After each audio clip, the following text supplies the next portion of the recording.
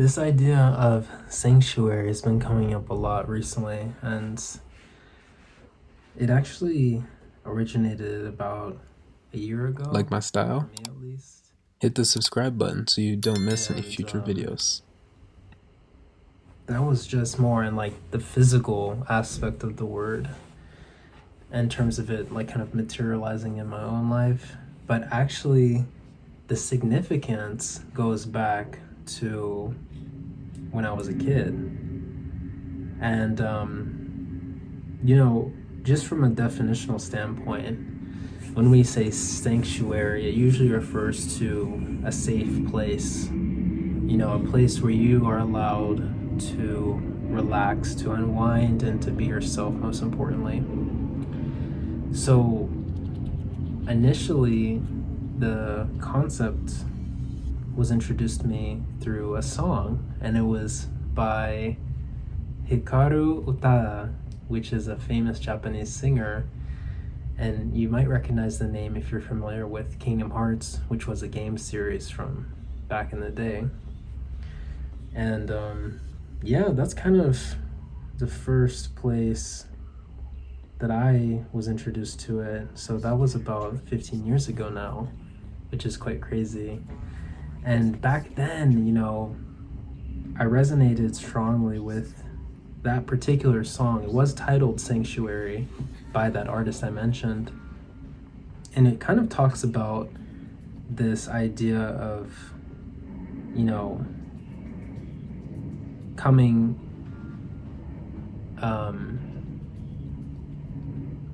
coming across, different life circumstances, but always returning to your heart, your sanctuary. And everything that happens kind of leads you back to that point. And that's what that game series really drives home too and emphasizes, is the importance of remembering who you are and not forgetting, yourself in all of this. Because it's easy to. Life is a journey. It's easy to change so much that you can't remember the person who you were. You look back and you don't even recognize him or her. So, you want to still connect with that childlike essence of yourself, but not straight too far away from this idea of, your ideal version, your ideal self, which is yet to be created. You're kind of keeping in line all these different versions of yourself. And that's just one way to look at it. There's, of course, a multitude of perspectives and, nuances when it comes to this topic. And anyway, continuing from that point, there was another significant event, I would say last year, where, I've been called, or I had been called, I'd feel like, in a kind of metaphysical way, to like reconnect with that secure place within myself where I could create without judgment, or create without like too much interference from, others. Because for a long time I was kind of burdened in a way by the opinions of people close to me, and also just with the noise. I think sanctuary also is a place where you're not constantly stimulated by the noise of the others, of the hive mind, of society, where things can finally kind of quiet down and you can hear your own thoughts clearly.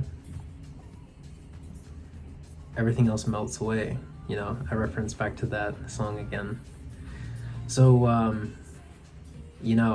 there was a cool moment among many. There's been so many that I could hardly count, but I pulled this tarot card, and it was called the cave, but the cave actually alluded to the sanctuary, and what it was suggesting or implying back then was that I really needed to, find that place again, whether it was a real physical place or, something within me where I could feel like myself and really create, which is what I'm honestly here to do as an artist and as a,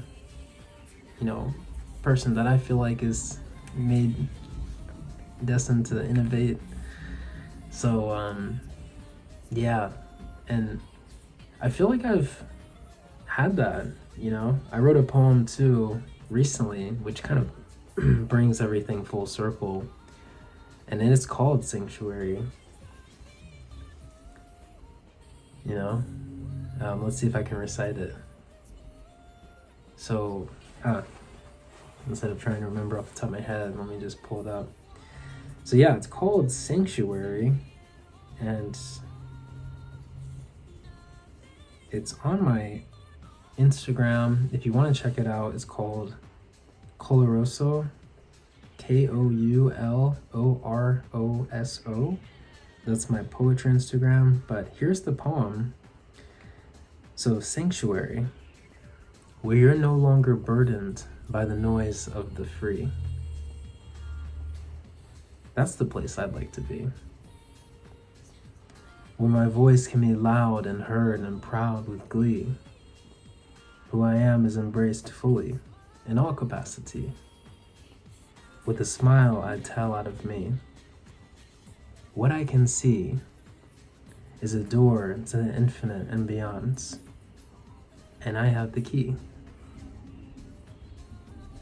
So, kind of tying that all together, I do feel like this has led me to a particular point, and if only just to realize that those moments of privacy I do value, like almost more than anything in this life, anonymity, privacy, solitude, just silence. I mean, those are things that I can't really put a marker on how valuable they are in this chaotic world, I'm not talking about eternal conditions. I'm just talking about, temporary escapes.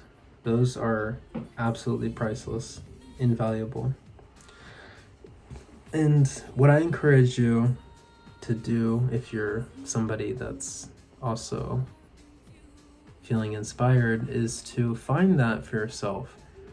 Find a place where you can decompress, and whether it's a couch in your house, your favorite corner of the room, your best or coolest spot out in nature, the roof, the basement, whatever, wherever you feel like you're at peace, that's your sanctuary, and whether you look at it as a bubble or kind of as a common meeting point, whether you want other people to flow through it or to be completely, isolated, that's your decision to make. And, however you feel like you need to recharge in that space is up to you, which is the beautiful thing.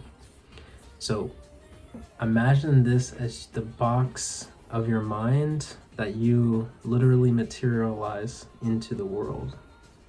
I've had another friend that I met in Morocco. I've mentioned him before, but his name's Rob, and shout out to Rob, man. He's a cool guy. And he's kind of an interesting fellow too, who introduced this idea of, people's spaces, and those spaces kind of colliding and interacting with each other. And I think that ties in perfectly here. Is what I'm saying is, you can have that materialized space and you can keep it, kind of away from the public eye necessarily, so that you don't have, the consequences. You don't have that interference, as I mentioned earlier.